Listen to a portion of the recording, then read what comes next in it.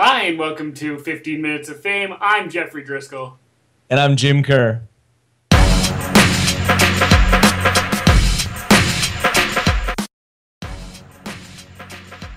Ladies and gentlemen, if you're wondering, we actually do look this good in real life. It's true. It's true. Yeah, absolutely. It's true. Yeah, well, we can't talk hockey, Jim, without talking about coaching changes in the NHL, of which there were 3 this week. Who got turfed, Jim? All right. Last place Hurricanes. Yeah. Down to Paul Maurice for the second time. Struggling Ducks fired Randy Carlyle. Yeah. The Washington Capitals bounced Bruce Boudreau. So, an interesting week. Yeah, absolutely. And then Boudreau's right back in, like, right away.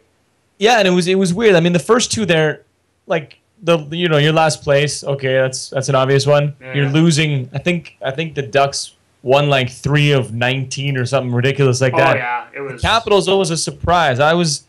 But all the talk afterwards. We just figured it was time, and it's not Boudreau and Ovechkin going at each other or anything like that. It's just it felt like it was time to make a move, and it's a little bit strange though, because you think if it was the disappointment of last year's playoffs, you wouldn't have started the season.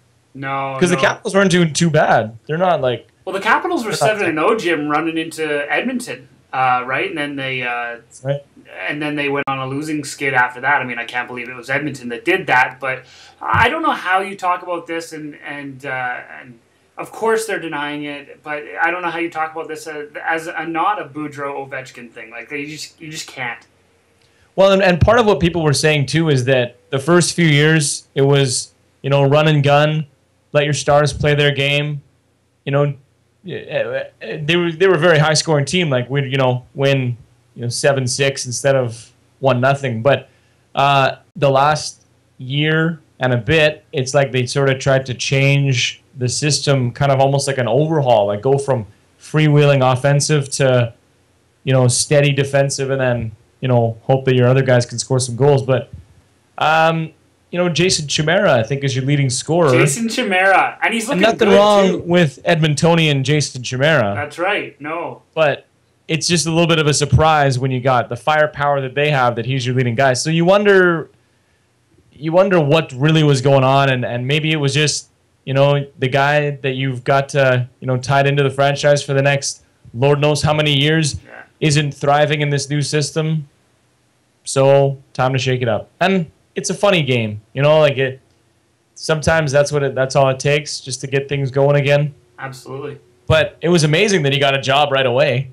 Well, yeah, so Boudreau gets picked up by the Anaheim Ducks. There are 2 other ex-NHLers who got picked up as well. What's going on there? Yeah, Dale Hunter and Kirk Muller. Right. They all lost their debuts, though. Yeah, of course. But, let's not judge them on this one game. Dale Hunter in Washington after a long stint with the London Knights, and then the Knights cranked out some phenomenal NHLers and some good NHLers. Yeah, not all phenomenal, no, but some good ones. And Kirk Muller also in the league, so that's kind of neat. It's fun to see players that we sort of grew up watching. Exactly. Now coming in, like GMs all around the league, coaches like Kirk Muller working his way up through the AHL.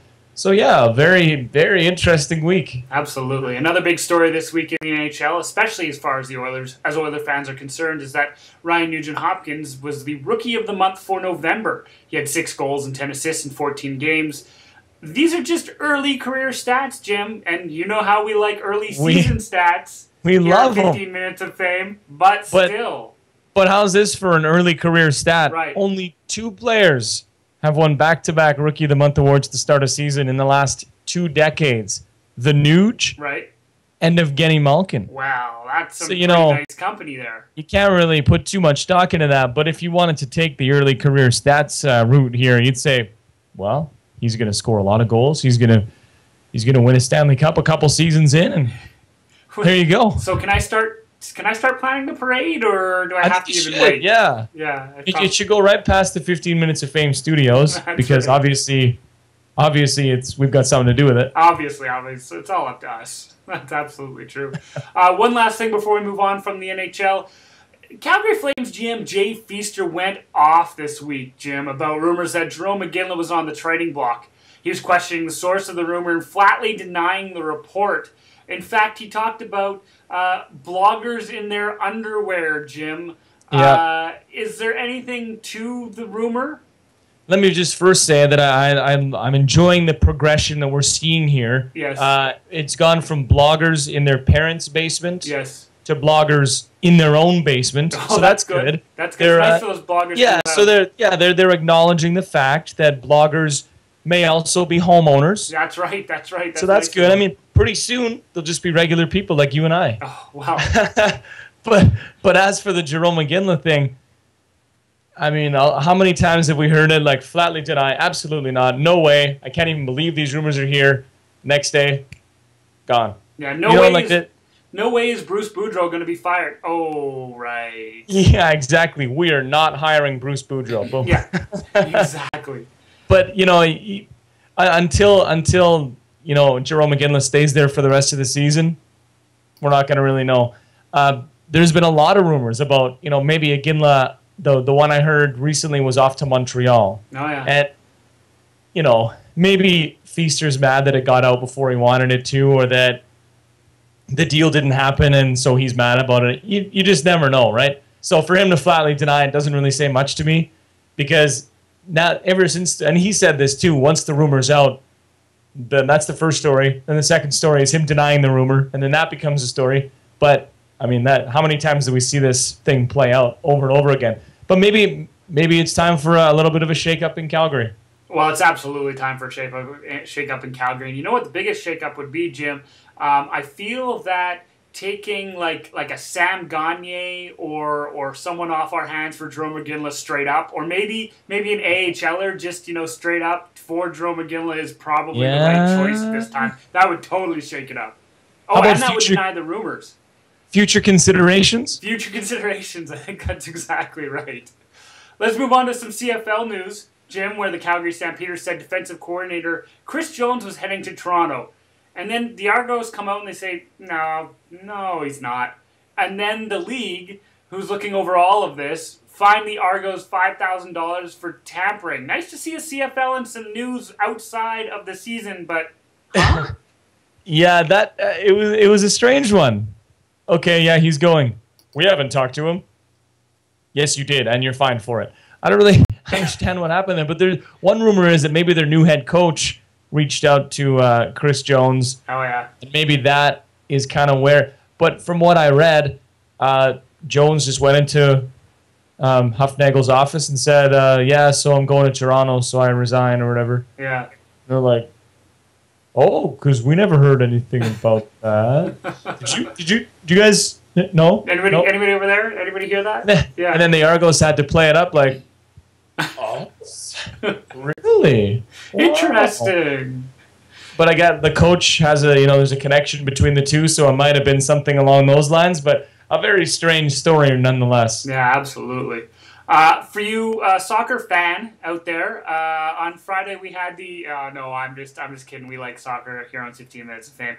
On Friday we had the Euro 2012 draw. Jim, what's this year's group of death?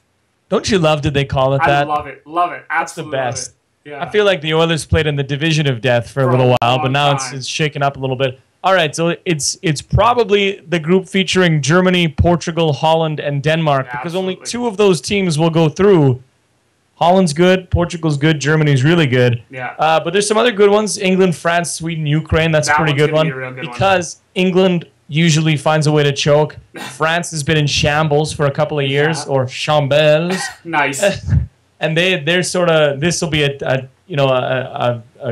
way to see if they've actually managed to turn it around, because they had players refusing to practice at the last major tournament. So we'll see there. Sweden's kind of a wild card. Ukraine, they're another kind of wild card. So that's not bad. Also, Spain and Italy are in the same group. They play on the first day. That should be a good one. Absolutely. Tournament starts in June, ends on Canada Day. Woo! That'll be good. Looking forward to it. I always like to have some sort of controversy to talk about during our summer season, which tends to be a little sport light. So I'm really looking forward to it, because we always get to make fun of that kind of stuff, and I really enjoy that. Right after that ends, CFL season starts. That's right. So it's perfect. How about a good to my favorite Oiler? I've been saying this for a long time. Ryan Jones, who not only, Jim, has a Jim-like, but not Jim all the way, fantastic flow, but he also notched his first career hat trick on Friday night to help the Oils snap a 3-game slide with a win over the Blue Jackets. Got to give an attaboy. And how about Sean Horkoff giving the puck over to him to make sure he got the hattie there? It was a nice little passing play. Absolutely. I threw my hat across the living room. Nice. Would never throw it at the game, though. No, that's too expensive. I like my hats. How about a good to former MFC light heavyweight champion Ryan Jimmo? The former champ, because he's now off to the UFC to fight some schmuck named Carlos Vemola on January 20th.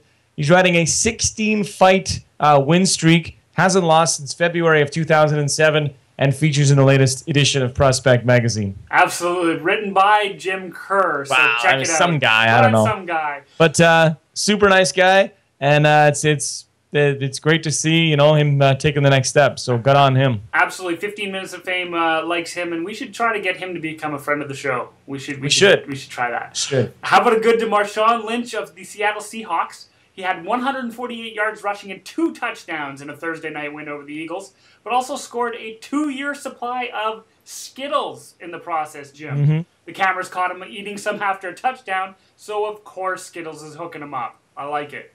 Yeah, they said on the broadcast, his mom used to give him a bag of Skittles before every game, and he'd eat them on the sidelines or whatever. So he's sitting there, he's got the guy pouring them into his hands, and they even gave him a sweet dispenser machine. Oh, nice. To use for 2 years. So Skittles, if you're listening, we also like Skittles. I was going to say, anybody who is listening and or watching right now, I will eat or do anything on camera to get free anything. So keep that in mind. Okay, I'm not going to go that far. I won't do anything. There you go. Let's give a bad to San Diego Chargers kicker Nick Novak. Now get this. Yeah. He was caught by CBS cameras taking a leak on the sidelines late in the fourth quarter of an overtime loss to the Broncos last weekend. He was kneeled down, and you could see him. You could only see his back, thankfully. Thankfully. And there was a trainer holding a towel. That was my favorite part, Jim, was the towel. Yeah. He says he does it 3 or 4 times a game, and just somebody holds the towel, and it's good. So the NFL had to come out and say that they don't have a policy about sideline urination. They didn't think they needed one. Yeah, and all I can say to that is, you stay classy, NFL. Absolutely. I, honest to God, thought he was praying until I saw the towel, and I'm like, oh! You thought he was T-bowing? Yeah, that's right. I wonder if that was part of the collective bargaining agreement. That's what held it up so long. It was like, oh, well, I don't know. I'd like to pee on the sidelines. Oh, we can't have that. Yeah, okay. That's right. Well, I don't know. You drive a hard bargain. Speaking of classy, Jim, how about a bad to the great one, Wayne Gretzky, who apparently made his daughter Paulina shut down her Twitter account this week. It's back. It's since back, but it's gone from racy to fairly PG. Come on, Wayne, help us out. Yeah, I know you were choked about that, my friend. I was choked. The final bad this week goes to the Chinese Basketball Association. They're saying no to players who want to return to the NBA now that the lockout's over. There are 4 real name guys over there, but the league says they won't be giving up the paperwork that the players need until the season is over. So those guys are stuck, and they said they're going to make it. Basically, they said they're going to make life hell for these guys if they decide to try and force their way out. They say, okay, well, yeah, you don't have to play, but you're not going in the NBA until March. Yeah, and it's not even not those guys that I would worry about. It's their families. I'm not going to lie to you there. Yeah. We're going to move on to quick hits here. Twice during the Oilers game on Saturday night, Jim, Oilers coach Tom Rennie put the Hordichuk fourth line against Calgary's first line with Jerome McGinley. The first time he did, the Oilers iced the puck and it turned into a scoring chance on the next play. The next time they did it, it cost the Oilers a goal. What's going on there? Rennie's been line matching this whole year, and he's been one of the best, actually, at it. Pass or fail for Rennie on those plays? Well, you got to take chances, I guess. And I guess. Maybe he feels like that was the way to go. It's tough to tell, though. And if it works, it works. If it doesn't, you look like a goose. But I just want to... I'm going to make this week's punchline Ryan Miller. Okay. And, Ryan Miller, we all know he's had a bit of a tough go, right? He got barreled over by Milan Lucic. Yes. And, he came out and sounded like kind of a whiny little baby, and then he was out for a couple of weeks. He got bowled over a couple of nights ago by Jordan Tutu. Jordan Tutu ruined him. And then he came afterwards, like big punches, yeah. like. Yeah, I have a blocker on. I'm so tough. Yeah, exactly. Now I don't know how many more times we're going to see Ryan Miller get nailed, but. Well, did you see Lindy Ruff afterwards, Jim? Did you see Lindy Ruff? He was disgusted. Rick DiPietro's like, Miller's like, whatever, I don't care. But Lindy Ruff afterwards was just sick. You could see him. He was so angry. Well, good thing it wasn't Rick DiPietro, because he would have been out for 4 years probably. Speaking of which, Rick DiPietro is injured again.